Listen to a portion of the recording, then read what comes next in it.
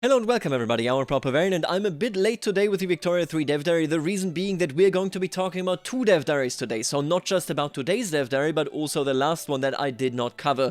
This one is the journey so far. I find it very interesting, not because of the majority of the content, but rather because every now and again, Lacek here, who wrote this Dev Diary, sat down and said, hey, I want to tell you about the initial iterations of these systems, how we implemented them, why they didn't work, and then why we changed it to where it is right now. I think that is very interesting, very important, especially in the context of today's actual Dev Diary, which is number 58, Interest Revisions.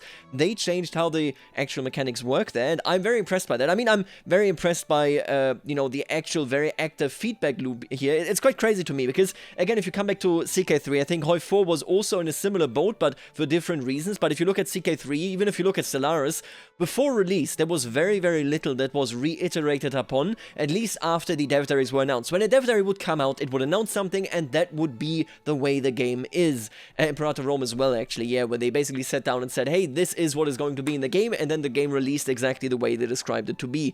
Victoria 3 reworked a lot of things, and from the PDXCon panels, it was very apparent that they reworked things 1,000 times, and, I would like to take a look at this today. Obviously, there's going to be chapters. If you're just here for the interest revisions, then make sure to jump into that chapter straight away. But we're going to do a bit of exploration, talking about 57 here, the journey so far, and what has changed. A beautiful picture here, by the way. We're going to take a look at that. We're going to take a look at the very first iterations, because it's interesting to understand, I think, what sort of changes have been made. And you can see we're scrolling through a lot here. There's a lot that we're not going to be covering, but here we start, and we start with the question of interest groups. Let's take a look. In the earliest playable iteration of Victoria 3, interest groups were very dynamic and always organized into parties or factions.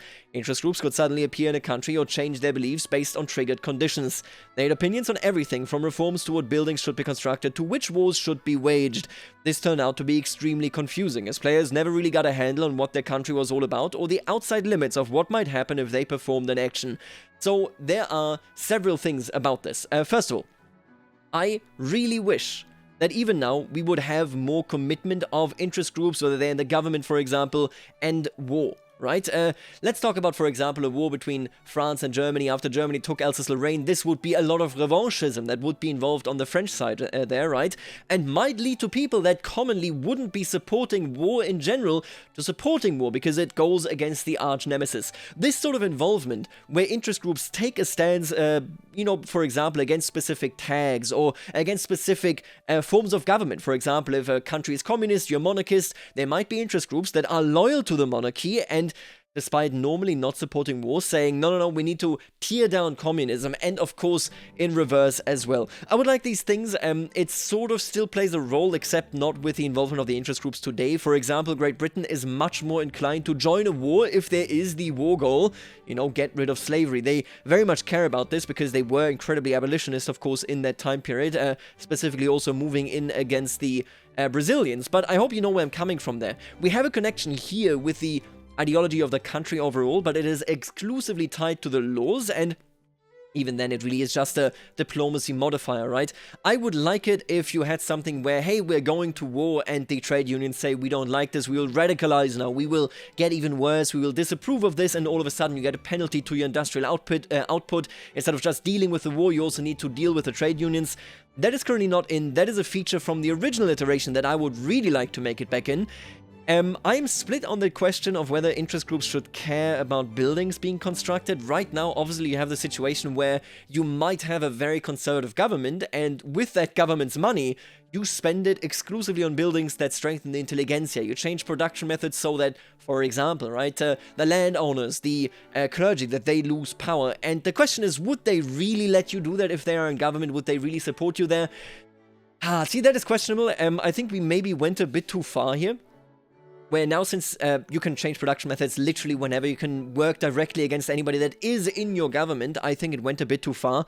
I would not be very eager to introduce basically interest groups blocking building choices just by default, because that will just make basically a playstyle where you will be very careful, you will cheese certain things, you will consider who to add to your government in a way that is almost just very sort of number crunching, but in a bad way. I hope you know where I'm coming from there. I'm not sure here. I like the idea of obviously them sabotaging you should they be in a position where you directly work against their materialistic conditions, but at the end of the day, yeah, it's kind of annoying if you constantly have to deal with this. The other thing is, interest groups, of course, were incredibly dynamic, and that is something, that is a concept, I think, that we talked about here on the channel as well, that is super interesting. But ultimately, of course, yeah, I do see the negative here, that as interest groups come and go, you're never entirely certain where the wind is going to blow in 5 years, in which direction, right? And that is vital to know, to understand where your society is walking to, whether it is even towards the abyss or not, right? So I can definitely see why they would get rid of that, but I am really happy to see that they tried it, that they experimented with that, because that is something I think that as a fan base, we did indeed also talk about. Now, from this iteration, of course, they moved on. To combat this, we created 8 interest group templates, which were the same for all countries, with individual variations on those templates for different countries. Rather than popping into existence or fading away as they were causes to champion, we split off a new type of organization, political movements from interest groups. So the latter would always have their own identity and ideology, while the former would be used to push issues. Rather than changing interest groups' opinions based on triggered conditions, we introduced interest group leaders, which could modify an interest group's ideologies. You can see, and I don't think that this will convince anybody that really wants this very dynamic, you know, sort of mechanic, and I completely understand that, but you can see that they try to sort of accommodate this by saying the dynamic factions that will be formed, obviously, and they say this down here as well, obviously they reintroduce parties in the actual democratic process, right? But obviously they try to take this faction sort of system rising and falling, they try to do this via the political movement system, where interest groups that otherwise are not cooperating might be cooperating because they in particular care about this very law. So they try to reintroduce this sort of dynamic aspect to this, despite having, of course, static templates that are in your country. I have to say, when it comes to the changing ideologies, I think that the solution here is something that I actually really enjoy, where they have this sort of base work of the ideology. Your interest group in general will maintain this very ideology. That is the way it is. Trade unions will never say, screw the workers, right? But obviously the actual leader will have a certain amount of influence on the interest groups, because this is a factor of RNG that is a limited amount of RNG, because it depends on the actual conditions. If you're, for example, a council republic, there's a good chance that your armed forces are led by a vanguardist, so by a communist flavor, right? So in that sense, they can actually work together with you. I like that there are these realistic conditions. We will have to see how well conditioned they actually are, whether there are some loopholes, that sort of stuff, but ultimately I like that approach, because you will always know what you're dealing with the trade unions, except there is some limited RNG involved there, and that is of course nice, because it will make it so that every playthrough is a bit different. So in general, there are some aspects here that I would like to see reintroduced, but of course they went with something that attempted to capture the benefits of this and get rid of the negatives of literally not knowing what the hell is going on in your country. Very, very interesting, the different iteration stages there. Our initial model for how interest groups should support one law over another was based on a kind of 3D political compass, or maybe something akin to Stellaris' ethics system. But it did not take long for us to realize just how inadequate this method was for describing all the different political positions people in the 19th century could take. For example, is colonization a progressive or conservative policy? The answer is that it entirely depends on the context, culture, and whatever intellectual arguments had been voiced by one philosopher or another within the prior decade. So, rather than trying to create a brand new theory of political science, we abandoned this matrix model for a much more bespoke system of many dozens of ideologies that each have their own set of stances on specific laws. So,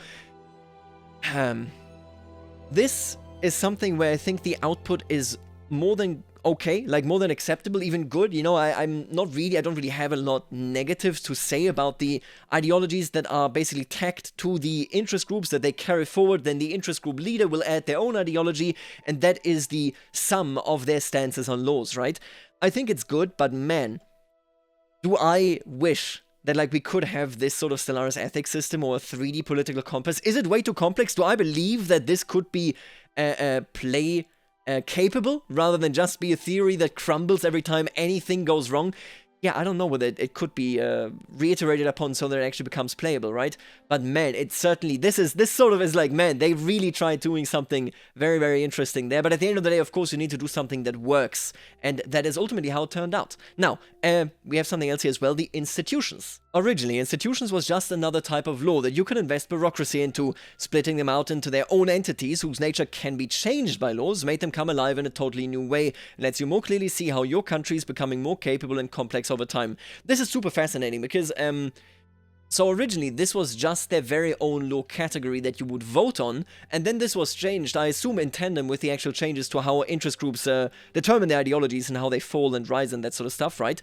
But obviously this makes it so that education is one template for an institution that is then altered by laws by, you know, for example, does it strengthen the Buddhist monks, or does it strengthen the devout faction, or does it actually strengthen, for example, the intelligentsia? Are we looking at more education? Are we looking at more conversion? What exactly is happening here? The fact that they did this and then used bureaucracy to connect it all is definitely a really good step. I very much like what they did here. I think it's much better than the original design, where they said these are basically just laws and you pass them on their own. The way it's ultimately done here sort of just connects the interest groups much better than the original design, right? One design challenge we had to tackle early on in development was how we would represent institutions, as concrete buildings on a local level or more abstractly on the national level. We really wanted POPs to be responsible for staffing the public sector, so as to not pretend that things like healthcare, education and policing just happen from legislating their existence. But on the other hand, we didn't want to have to saddle the player with having to micromanage constructing the exact right number of hospitals, jailhouses, employment offices, tax collectors, etc. in every state. Yeah, that sort of micro is exactly the worrying thing that you will very often encounter here. In a fit of insanity, we briefly flirted with the idea of non-local buildings, where POPs would live in one place but work in an indeterminate cloud-based workplace that provides benefits to the entire population, but this started looking like the kind of weird hacky solution that would come back to haunt us later in development, and we thankfully abandoned it quite quickly. Yet again, one of those things where it's like, I understand why they were like, yeah, this doesn't make any sense, but think about it. This approach, right, could also be how, for example, stock markets work, right? Obviously, they don't do that right now. Every POP that is employed in a building lives in the state the building is in. That is just the way it works. But man, thinking about it, you know, being a stockholder, forming, for example, a conglomerate, investing in a certain business that exists nationwide, but has buildings in states where you are not, and yet you as a POP want to invest in it, you can't really do that outside of this cloud-based workplace, right? I would really love if they picked this up at any point. Again, I do understand that this is hell, because every other building works differently. Every other building is indeed state-based, but man, I would like to see that tried in the future. We decided to make a building that creates a currency, bureaucracy, that institutions would consume, just to see how that felt. I wonder whether you could do this for the stock market as well, honestly. Whether you could have a building that just creates a good, and then people buy that good, but I don't see how they would basically mark this as, I get a part of the profit of the building. I don't know whether this can be done via, for example, a currency, much like bureaucracy works, but for, you know, for example, owning a company, being at the stock market, that sort of thing.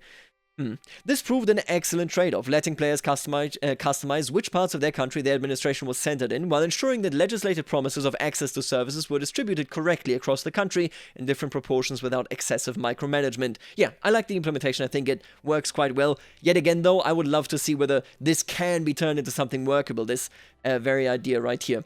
In the original trade system, right, we are getting now to the iterations of the trade system, the amount of goods your routes moved was quite open-ended and required trade center management on both sides. It was micromanagement heavy, complex to understand, and easy for both player and AI to abuse. So this is the original trade center. You know this from the original trade center or trade dev diary. Obviously, this was reworked. Instead of you manually changing this, all of a sudden, this now happens automatically, determined, of course, by the actual price in your market and their market. But this is the original design, and something I think that very early on, when it was announced, became very apparent that it would be very tedious to micromanage. And of course, if you just micromanage all of the goods out of somebody's market, it's basically just an exploit. That's not really how trade works. The first trade system was serviceable. You would earn trade routes from building trade centers and would spend them to move a certain number of goods between two markets. It made sense and was simple to understand, but turned out quite micro-intensive, as you had to babysit routes to move just the right amount. It was also much easier to destroy foreign economies by simply stealing all their supply of a crucial good or oversaturating a market, which was anomaly fun to do to the AI, but less fun when the AI did it to you. Yeah, it's a system that worked, right? But obviously, if a system is not robust enough, if it is so exploitable that right away you as a player or the AI can completely ruin a market, That's not how that should work. And ultimately, this is the system that then we are ending up with now, right? Where you just say, I want to trade this good between this market, and as long as it is profitable, that trade center will be importing. Instead of moving the levers by just repeatedly clicking this button, you're now moving the levers of, for example, a trade agreement, the customs unions, the question of whether you have enough convoys, the question of whether you have tariffs that are facing into export or towards import, or whether you just have general tariffs, whether you get rid of tariffs, whether they get rid of tariffs. All of these things now determine what is going on here. You still have levers to work with, but they are so much more on the macro scale rather than actually, actually dealing here with the intense micro level of plus, and now I have more levels of trade route right there. Very good choice. I think this rework is just unanimously welcome. I think everybody likes it, and there you go. Rather than fabricating claims or war justification, so we're now at Diplo plays, in Victoria 3 you can be as bold and brash with your demands as you wish, for as long as you can afford the infamy and don't endanger the wrong great powers. Finding a balance between the ability to strategically pre-plan your plays and still having to navigate uncertain outcomes is key to making diplomatic plays feel satisfying, and a lot of iteration on both mechanics and AI has gone into finding it. I gotta tell you, I think diplomatic plays are the very first, the obvious initial thing that we can name when it comes to something that I personally do not expect to be balanced right. I'll just say it outright. I think back to any 1.0 version, and for any game, it's very difficult to get the right balance in all of its systems. CK3, I mean, just think about it, the HRE would fall apart within 2 years in 1.0. There would be further downfalls basically everywhere in 1.0, where all of a sudden you had heresies everywhere. It was crazy. Nobody remembers this anymore, but it was totally different gameplay-wise and experience-wise than it is today. And CK3 systems there are much less interconnected than Victoria 3's system. Now, basically, take a look at CK3 on what went wrong there in the 1.0 version and put that onto Victoria 3, but connect every system much harsher, meaning, or much more, meaning that if there is a mistake in any unbalanced issues, right, for example, in diplomatic plays, who joins the plays, how many troops they offer up for these plays, right, if that sort of stuff is happening there, it will influence the economy, it will influence trade, it will influence societies much more than CK3 being unbalanced somewhere. I think this basically brings me into a situation where I think, I love this system, I love diplomatic plays, I don't think anybody really dislikes them, except maybe for the fact, of course, that it would be nice if we could pull people into war after war had been declared, but all that aside, because, I mean, you need to limit a system somewhere so that you can actually have it be workable, but I gotta tell you, I will eat a hat if this stuff doesn't have certain exploits, and that then leads into even more exploits in other systems and being unbalanced, because man, this stuff is interconnected, this stuff is tight, this stuff is difficult to get right. Even if they say, of course, that they, have put a lot of work in, which doubtlessly they have, but I gotta tell you, diplomatic plays, as much as I love them, I fully expect them to be wacky as hell in 1.0. I'm kind of looking forward to that, because as much as it is now better in CK3 after 1.0, it was a very special time to have these sort of things going on in CK3 1.0. Now let's take a look at the evolution of diplomatic plays. Diplomatic plays is, in many ways, an evolution of the crisis system from Victoria 2, Heart of Darkness, where a flashpoint somewhere on the globe could spark an international crisis, involving several great powers picking sides. The mechanic works well to emphasize the importance of international policing of world conflict in the era. Instead of it arising from a flashpoint, issuing a diplomatic play in Victoria 3 causes an incident, which adversely affects the country initiating it. It can also involve a lot more countries than just great powers, as regional or local players might also become involved or recruited. This is just a really nice system. The question remains, and I think this is something for the future, because I think diplomatic plays are good the way they are in their current iteration to get a system that works, but you can't put it aside that there are so many cases, for example World War I, Italy, and so on and so forth, where people didn't join until after the diplomatic play, as you want to call it, had already broken out. The whole idea of, for example, getting Mexico into the war, ridiculous of course against the US, but the whole idea isn't something that you can even attempt in Victoria 3. And there's this other question, of course, of the American Civil War as well, and I'm not sure there might be unique content for this. I didn't play enough of the US to actually say this, but of course the strategy of the Confederates was basically to say, we're going to stall, we're going to get some initial wins if possible, so that then great powers that are watching will recognize us and support us as they see that we have a chance.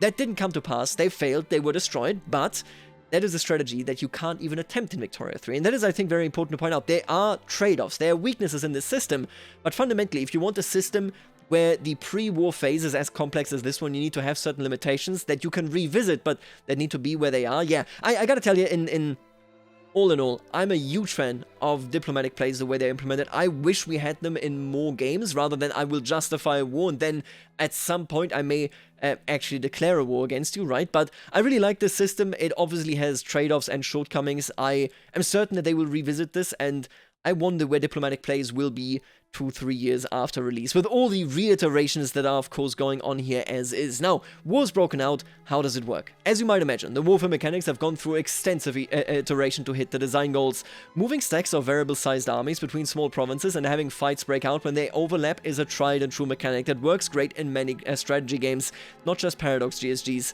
But for Victoria 3, it did not feel right. The pacing felt off compared to the management society building gameplay. Handling multiple simultaneous wars or multiple fronts as a global great power was a pain, and the element of tactics cheese, where a human could use trickery to devastate an AI with a superior army, actively harmed the dynamics of diplomatic plays, where armies are measured against each other by statistics. I think when it comes to war, I said everything that I could say on it in its current form, I think, in the Victoria PDXCon video. If you didn't see that, basically what I said was that I think there are many, many ways that this system can be expanded upon, be it frontline commands, be it background systems such as military academies and such. But the general truth fundamentally is that Victoria 3 is such a mechanically heavy game that warfare being disconnected from the mechanics that enable your warfare capabilities by the purpose of you being good at tactics, technically operation, whatever, don't worry about it, okay? But the fact that that is something that is taken away in Victoria 3, these systems are more connected because you can't just circumvent an unwinnable war that you shouldn't have started, but you're good enough to actually start it and win it, right? I think that generally is a good thing. This system is a young system. It is a system that needs a lot of additional iteration, no matter how we look at it. This is a situation where they are trying something very, very new. And I think that I agree with the notion that even if this system is lackluster, the fact that it doesn't let you disconnect the systems from warfare is just so much superior compared to a micro-warfare system. Yeah, let's see where, again, this system also ends up long-term. I think the consensus that I've seen from a lot of people is that they think this system isn't perfect, this system has weaknesses that they wish it didn't have, but it's the first time it's been tried, and we'll see where we are in the future. It's a lackluster approach, right, to a degree. I don't disagree at all, where, like, having to say, I hope this gets better, is never good. But I think the fact that this can get better where micro-warfare is limited, because micro-warfare will never let you connect the systems as much as non-micro-warfare lets you, sometimes you gotta start from 0 to get to a higher number than 100, right, in comparison to the micro-system, if you know what I mean. Quite the interesting topic. I think warfare is something, and rightfully so, that will accompany Victoria 3, and that will accompany, I think, any simulation-heavy grand strategy game going forward. I don't think any game can really escape this conversation going forward, no matter on which side you are. It's a question of how well can you connect simulation-heavy systems. Right, the next topic, what is this? Right, revolutions. One system we thought we'd knocked out of the park on the first attempt was the algorithm for determining which states would rise up against you in case of a revolution. The number would be largely based on the total political strength share of the revolting interest groups, so if 25% of the political strength was against you and your country had 8 states, 2 of them would revolt. Furthermore, they would tend to revolt in a cluster, so you wouldn't be fighting on a number of fronts against individual states, but a unified force. The state with the highest proportion of revolutionary political strength would be selected as the epicenter, which states neighboring the epicenter likely to follow them. That worked quite well for large terrestrial countries like, for example, France, the USA, Brazil, and Russia, but for some reason, every progressive reform in Sweden would result in Gotland, a small sheep farming island between Sweden and the Baltic states, rising up in lone protest. Can you guess why? The very small population of Gotland consists of only politically apathetic peasants, and those few aristocrats who own the island. Therefore, the conservative landowners held the most dominant position there, relatively speaking, by far. And in order to be guaranteed more than one rebellious state out of Sweden's 5, the landowners would need to hold 40% plus of the political strength in total. The current algorithm is substantially less elegant, but a lot more nuanced, producing results that don't require launching naval invasions against angry shepherds with every social reform you make. Quite interesting. I think obviously creating civil war scenarios is something that you need to be very careful about, because even the assumption that these states need to be connected, and I think they need to be connected for gameplay reasons, but even that assumption, if I, for example, think about Germany had a civil war right after World War I, right? You would have looked at, for example, Saxony, Bavaria being incredibly communist-leaning in that situation. I mean, later on, so after the Council Republic of Bavaria died, the epicenter of basically socialist and communist agitation was Saxony and Thuringia. But you also, of course, had other very worker-heavy centers, for example, the Rhineland, right? That sort of stuff. And you can't really connect these without splitting whatever remains. You can't really look at a situation where if you do spawn them in separately, obviously they will lose. I get the point where they say, okay, you need an epicenter and then you spread out from there. Yeah, it's a very interesting topic, because civil wars oftentimes are this sort of mess, right? Where people that are completely separate are actually rebelling. But for gameplay purposes, I definitely think the approach here via the cluster is a very solid approach. And this is, by the way, this dev diary actually. So we just took a look at where they came from on revolutions, on interest groups, on wars, of course, on laws, on institutions, and how they reworked it as they went in development. Very, very interesting. I don't think we ever saw this sort of dev diary for CK3. I would be interested in seeing what they changed there as well. For example, I know that stress was a mechanic that they had planned from the very start. Like, this was in the design document of CK3, right?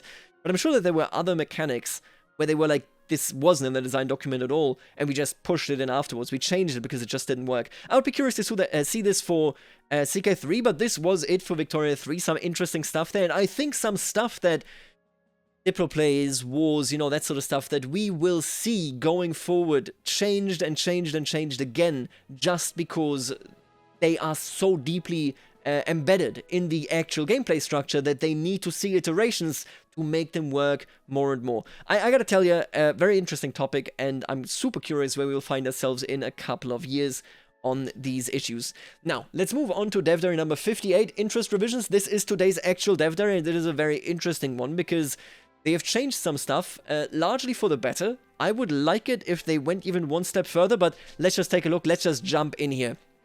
Today is going to be a fairly brief dev diary discussing some design changes in diplomacy that happened as a result of internal playtesting and feedback, specifically due to the mechanics of interests and their significance in the game. Interests, as you may recall from Dev Diary 19, are essentially a country having a diplomatic presence in a particular strategic region, either as a result of owning territory there, having a subject that owns territory there, or through a declared interest. Back then, interests merely limited where you start diplomatic plays and establish colonies, and acted as a guide for the AI in terms of which countries it needed to care about. You can see Europe right here, of course, very full, because they all settled there, and then they all placed their interests there. I think as a European great power, you will always want to have an interest in the general areas of your potential rivals or allies of great power status. So, what has changed between then and now? Playtesting revealed two principal issues with interests in the game. The first was that they simply didn't feel significant enough, because they only tied directly into colonization and diplomatic plays. The second was that the number of declared interests a country had available to them was based solely on rank, which meant that Austria, with its minuscule navy, was able to maintain almost as global a presence as the British with their, well, definitely not so minuscule navy. To solve the first problem, we decided to do a little experiment. What if, instead of just limiting colonization and diplomatic plays, interests were required for all forms of diplomacy, up to and including trade? This was an idea we kicked around previously, but the concern was that it would simply be too limiting, particularly where trade was concerned, because, as mentioned, the only way to get more interests was to increase your country rank, and once you were a great power, well, that was it. No more trade partners, at least not of your own choosing, right, because you can't actually place any more interests. The solution to the second problem, then, turned out to also be the key to the first one: tying the navy directly into declared interests. The number of declared interests from rank were reduced, and instead naval bases now produce declared interests, with one declared interest provided per 10 flotillas that a country has. In other words, while Austria can now maintain a handful of declared interests around Europe to look out for its national interests, pun intended, the size of Britain's fleet allows it to poke its nose into the business of just about any corner of the world that it wants to. So, 10 flotillas that a country has equal one interest. Right here, we have 10 flotillas. They give you one maximum declared interest. This is a massive, massive change. And it's fascinating, because this is the first time, I think, that I really had the feeling navies matter. right? If there was one thing, and I haven't tested enough to say anything conclusive there, mind you, I want to point that out as well, but if there was one thing where I'm like, I didn't really notice it when playing it, it's the question of navies.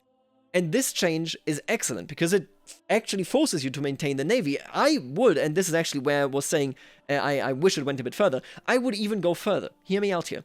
When I get a declared interest from a flotilla, I think it would be amazing if I declare that interest by actually stationing my flotilla.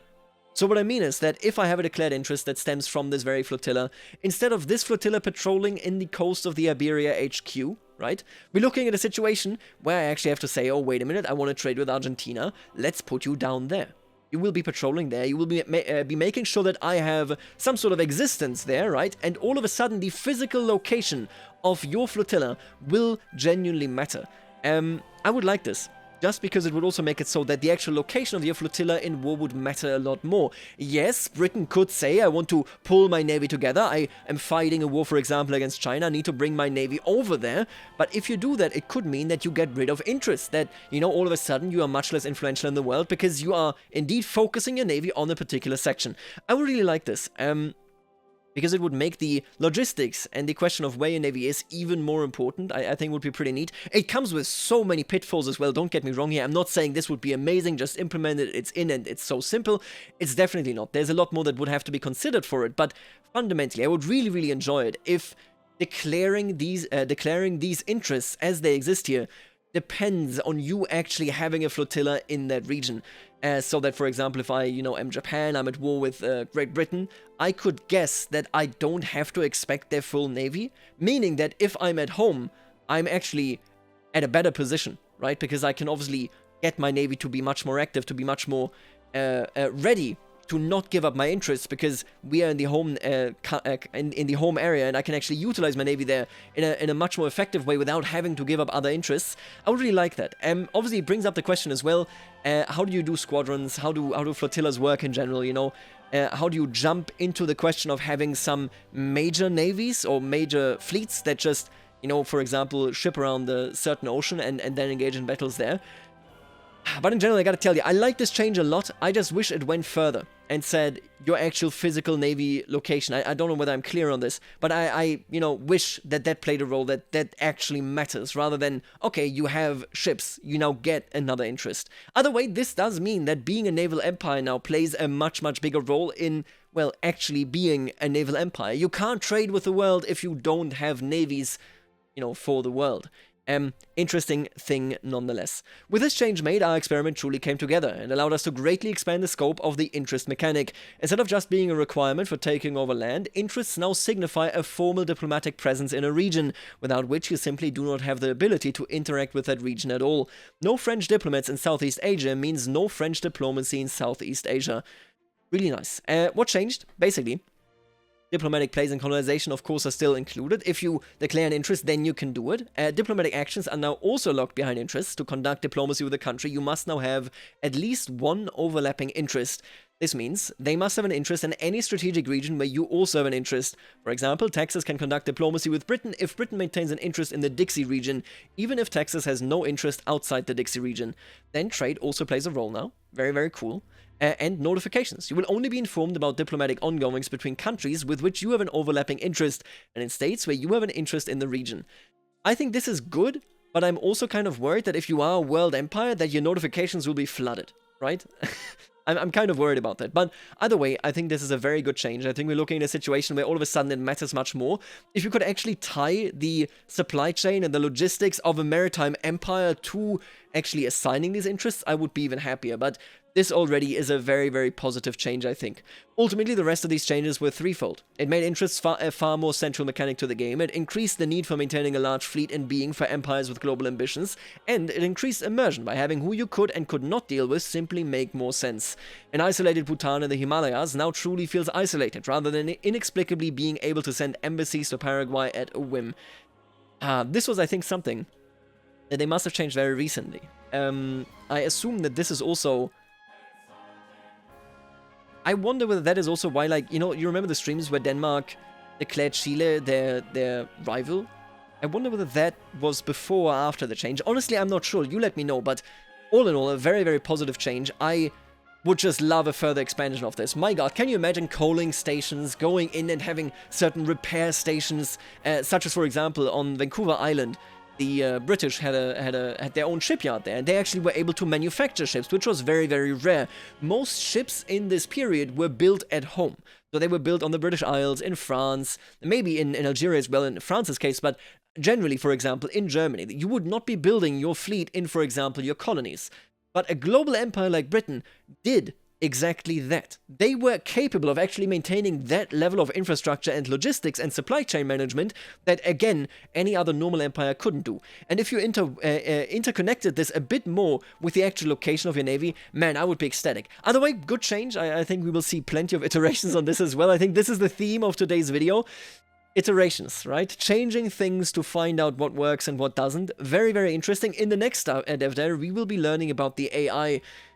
Curious about that, of course. Again, as complex as the systems are and as tragic an issue of one of the systems is, because it impacts all the other systems, the AI is literally the same. Let's see what they can do. Let's see where they're going with this. This right here is the Sikh Empire. You can see that, you know, they can only declare very, very limited sort of interests and interactions with other nations. Interesting stuff. Let me know what you think about the iterations. Let me know what you think about the ideas that they dropped, that they didn't put into the game, and I'll see you later, alligator.